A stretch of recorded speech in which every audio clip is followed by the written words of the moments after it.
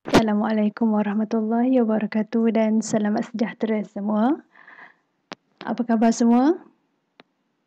Diharap anda semua berada dalam keadaan yang sihat. Baiklah, pada hari ini cikgu nak kongsikan sedikit teknik menghurai isi karangan respon terbuka untuk murid tingkatan 5. Baiklah, seperti yang semua tahu, kalau karangan dia disoal dalam kertas 1. Kemudian bagi karangan respon terbuka pula, anda diberikan pilihan 4 soalan, anda perlu jawab 1 soalan sahaja. Baiklah, sebelum kita pergi lebih jauh kepada teknik yang saya akan terangkan, anda perlu tahu kalau menghurai isi karangan dia termasuk dalam kemahiran menulis. Bila kita lihat, kemahiran menulis yang kita akan pelajari pada hari ini ialah standard kandungan 3.4, menulis untuk menghasilkan sesuatu penulisan secara terancang. Kemudian standard pengajaran 3.4.2, menulis untuk menghuraikan perenggan isi secara kritis dan kreatif dengan menggunakan bahasa yang gramatis. Jadi hari ini saya akan mengajar sedikit sebanyak teknik untuk menghurai satu perenggan karangan lebih kurang dalam 7 ayat sahaja. Hari ini cikgu nak terangkan tentang teknik sesekup. Saya rasa teknik ini tidak asing lagi bagi murid-murid. Tapi untuk hari ini cikgu nak terangkan dengan lebih terperinci apa dia itu teknik sesekup dan cara kita menghurai isi karangan. Baiklah, kita pergi satu persatu. I mewakili isi. H mewakili huraian. Se mewakili penanda wacana. Selain itu kita boleh guna seterusnya, kita boleh guna. Kemudian SE atau se yang seterusnya contoh ataupun sebagai contoh. Kita guna misalnya boleh, contohnya boleh. Kemudian perlu ada kesimpulan terhadap isi tersebut. Kemudian kita letakkan juga ungkapan menarik. Biasanya ungkapan menarik yang kita gunakan adalah peribahasa. Dan yang terakhir adalah ayat untuk penegasan. Kalau sebelum ni ada juga yang gunakan MBK. Mengapa, bagaimana, kesan. Itu pun boleh guna. Cuma untuk teknik sesekup, anda lebih mudah untuk menghurai apabila menggunakan setiap perkataan awalan pada teknik tersebut. Pada asasnya memang sama dengan mengapa, bagaimana, kesan. Cuma mengapa, bagaimana, kesan hanya 3 dan memerlukan masa yang lama untuk sesetengah murid itu menghurai isi. Tetapi kalau menggunakan teknik sesekup, murid lebih mudah untuk menghurai sesuatu perenggan isi dengan menggunakan awalan perkataan yang telah diberikan. Baiklah, kita teruskan kepada logiknya kita guna teknik ini. Teknik ini memudahkan murid menghurai satu perenggan yang lengkap. Murid juga dapat menulis sekurang-kurangnya 7 ayat sahaja dalam satu perenggan. Sekurang-kurangnya 7 ayat. Jadi, untuk karangan bahagian B, panjang karangan anda mestilah 350 hingga 500 patah perkataan. Andaikan anda tulis 7 perenggan, 1 ayat 10 patah perkataan, 1 perenggan bersamaan dengan 70 patah perkataan. Jadi, untuk mencapai 500 patah perkataan tu memang sangat mudah. Kita teruskan lagi kepada contoh soalan. Okay, untuk bahagian B, dia mewakili 70 markah. Okay. Soalannya berbunyi, pilih satu daripada soalan di bawah dan tulis sebuah karangan yang panjangnya antara 350 hingga 500 patah perkataan. Okay, jadi di sini saya berikan satu contoh saja. Tapi dalam soalan, anda akan dibekalkan dengan 4 soalan. Okay, anda perlu memilih satu daripada 4 soalan yang diberi. Okay, kemudian, berbezanya soalan bentuk KSSM ini, setiap soalan dibekalkan dengan sumber. Okay, dibekalkan dengan sumber. Anda boleh menggunakan sumber ini pada mana-mana bahagian, sama ada pendahuluan, isi ataupun penutup karangan anda. Ya. Okay, anda katalah contoh yang diberi ini adalah sumber daripada berita harian 16 Oktober 2016. Okay, jadi daripada sumber yang diberikan, anda boleh gunakan sedikit sebanyak data yang diberi ke dalam huraian. Tak kiralah nak mulakan untuk pendahuluan ataupun anda nak masukkan di dalam contoh nanti, contoh huraian. Okay, contoh dalam huraian. Baiklah, kita lihat. Okay, soalan ini adalah soalan domain peribadi. Putrajaya, Program Kecergasan Peringkat Kebangsaan Anjuran Kementerian Pendidikan, sempena Hari Sukan Negara 2016, Sabtu ini dijangka disertai 15,000 warga kementerian itu, guru dan pelajar sekolah. Pengarah Bahagian Sukan Kementerian Pendidikan Malaysia, Dr. Mahinder Singh berkata, program secara serentak di seluruh negara itu akan menumpukan pembabit pelajar sekolah dalam usaha kementerian memupuk kesedaran cara hidup sihat pada usia muda. Sumber Berita Harian 16 Oktober 2016. Okay, di sini ada sumber.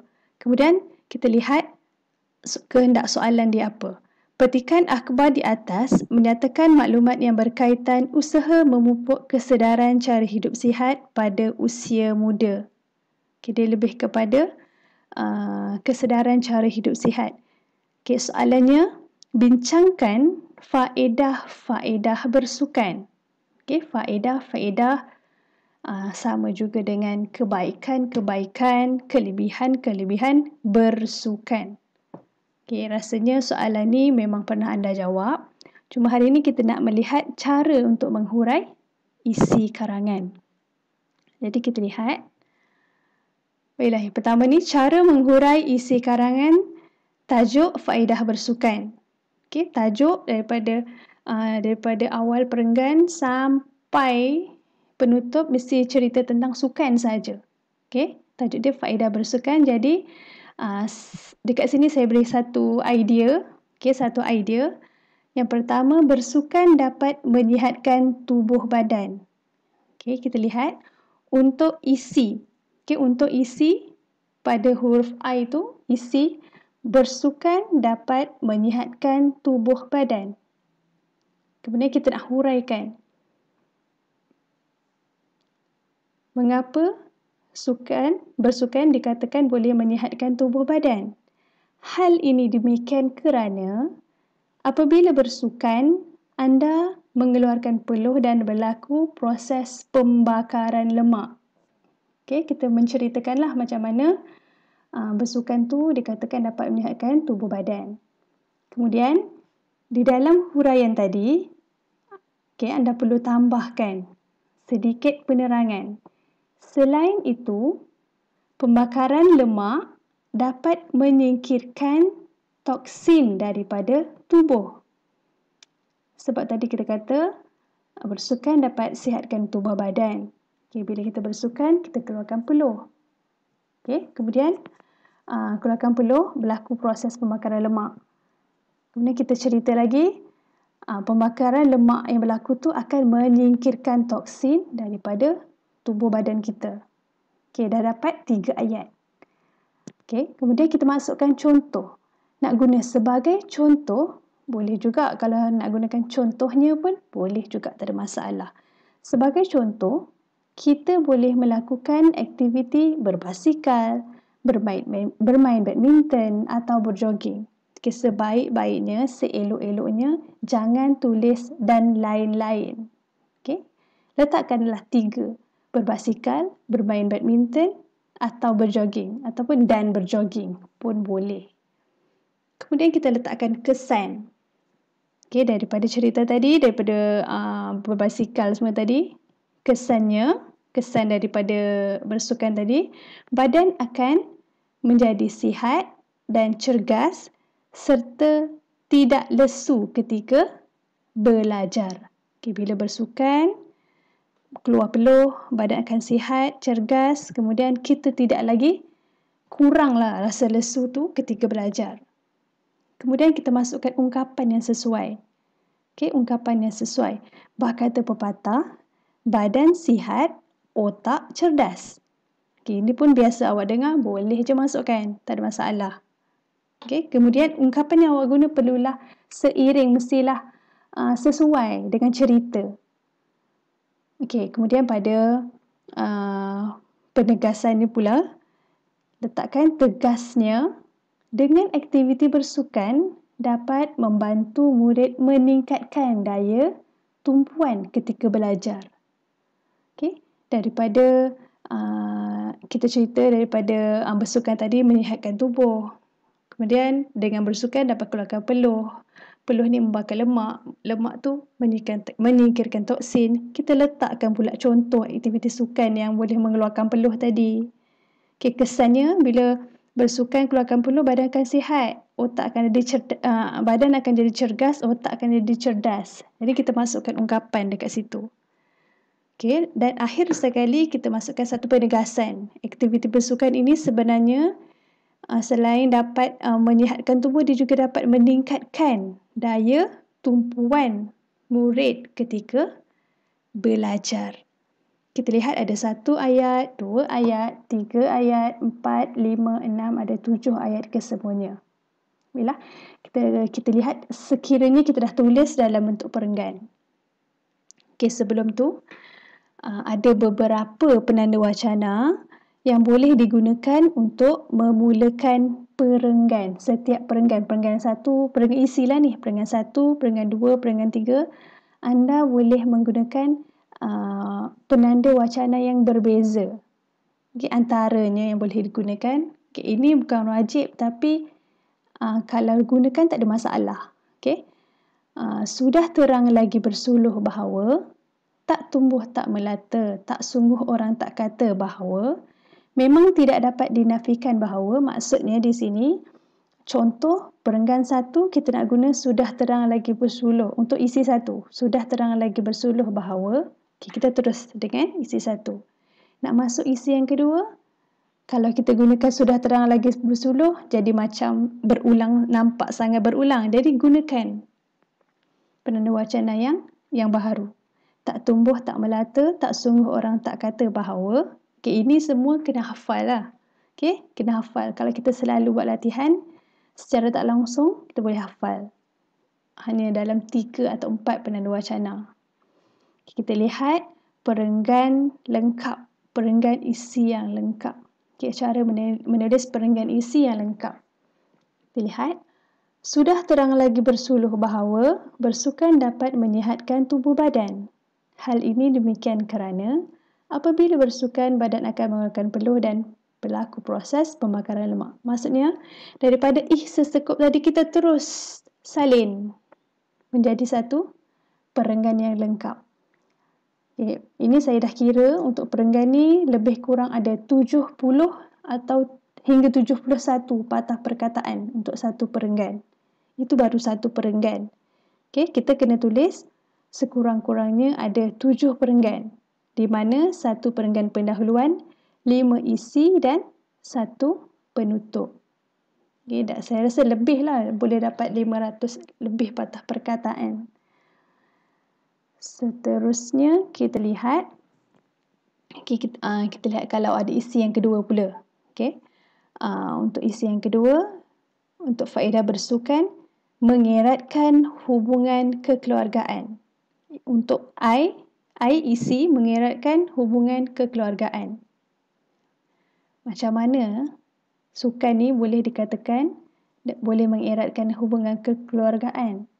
Hal ini demikian kerana dengan bersukan, ibu bapa dapat meluangkan masa bersama anak-anak. Okey. Maksudnya dia kasi penerangan daripada hubungan tadi. Hubungan keluarga hubungan keluarga dieratkan apabila bersukan, ibu bapa dapat meluangkan masa mereka bersama anak-anak. Okay, selain tu, kena huraikan sedikit lagi. Selain itu, ibu bapa juga dapat mendidik anak-anak tentang kepentingan gaya hidup sihat sejak anak-anak mereka kecil. Okay? Ibu bapa dapat mendidik tentang kepentingan gaya hidup sihat kepada anak-anak sejak kecil lagi. Itu huraian daripada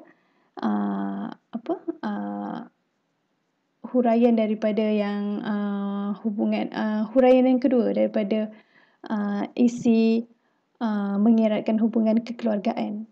Okay, seterusnya kita masukkan contoh. Okay, misalnya, tadi kita dah buat sebagai contoh. Okay, yang kali ini kita buat misalnya, beredah bersama keluarga pada setiap hujung minggu. Kita bagi contoh lah. Kalau bersukan tu bila? Kita nak letak berapa kali seminggu pun boleh. 2 hingga 3 kali seminggu pun boleh. Tapi di sini saya buat beredah bersama keluarga pada setiap hujung minggu. Kita bagi contoh bila masa nak pergi beriadah ni, nak pergi bersukan, beriadah. Okay, kesan daripada aktiviti beriadah ni, bersukan ni, kesannya hubungan kekeluargaan menjadi bertambah erat. Memang keluarga memang dah rapat. Kita memang sangat rapat, tapi bila selalu melakukan aktiviti bersama, hubungan kekeluargaan akan menjadi bertambah erat. Okay. Kemudian, masukkan ungkapan yang sesuai. Benarlah, kata pepatah, melentur buluh biarlah dari rebungnya. Okay. Di mana ibu bapa tadi, dia didik anak dia tentang kepentingan gaya hidup sihat sejak anak dia kecil lagi. Jadi kita masukkan. Benarlah, kata pepatah, melentur buluh biarlah dari rebungnya. Okay, kemudian untuk penegasan, tuntasnya dengan aktiviti bersukan mampu membentuk sebuah keluarga yang bahagia. Jadi kita dapat satu lagi isi. Kita dapat hurai satu lagi isi menggunakan teknik sesekup. Okay, di mana kita dapat lagi 7 ayat. Okay. Okey, yang ini pula sama macam tadi. Cuma saya ada tambah beberapa perkataan saja supaya ayat ini lagi menjadi lebih gramatis. Okay, jadi tetap 7 ayat. Saya dah kira lebih kurang 70 hingga 71, 72 patah perkataan juga untuk perenggan yang kedua ini. Okay, jadi untuk memudahkan murid-murid, untuk memudahkan anda menghurai isi, saya galakkan anda untuk menggunakan teknik ini di mana tidak perlu menggunakan masa yang lama untuk menghurai ayat demi ayat. Sebab dia dah sediakan I, H untuk apa, selain itu untuk apa, sebagai contoh nak letak apa, kesimpulannya nak simpulkan apa, dan ungkapan menarik mana yang sesuai, dan letakkanlah penegasan. Okay, jadi secara tak langsung ketika merangka karangan tu, anda dah boleh mendapat satu perenggan isi yang lengkap.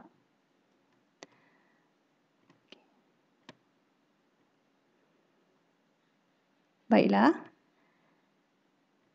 Okay, setakat ini sahaja perkongsian saya tentang teknik menjawab ataupun teknik menghurai isi karangan untuk karangan respon terbuka.